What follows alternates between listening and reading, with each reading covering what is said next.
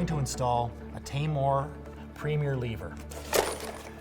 The latch comes preset for a 2 3/8 door, so we're going to pull it out just like that so it'll work with a 2 3/8 back set. It also comes pre-configured for a drive-in application, and I'm going to remove the drive-in collar just like that.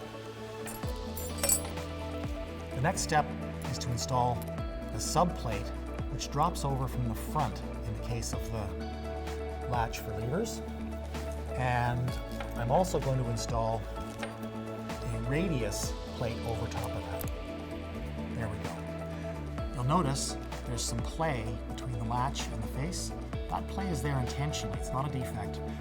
Because most doors have some bevel in the front, that play allows the lock to be installed smoothly in the door and operate properly whether the door is beveled or not. Now we're ready to install this latch into the door.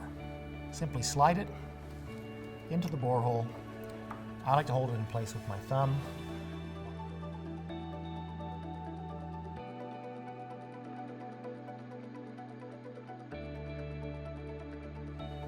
Now we're ready to install the two halves of the lock on the face of the door.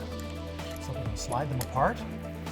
I'm going to take the outside of the door and I'm going to slide it through the holes in the latch. There we go.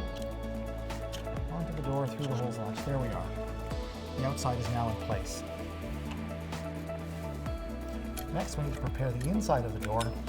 I do that by removing the cover plate. I'm going to put the square spindle into the door. I'm going to then install the inside part of the lock on the door. I'll hold them in place with my hand, and then I'll come back and grab the bolts. The inside trim ring simply pops onto the door and clicks into place.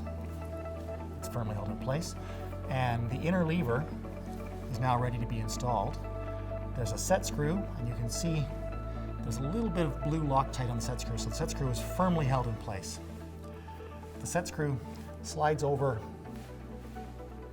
the spindle on the inside, and you can see the spindle has two raised ridges, and those raised ridges match the corresponding cutouts on the lock. And really, those cutouts and the raised ridges are what do all the work of operating the lock. The set screw is only there to hold the lever in place. I simply slide it into place, hold it there,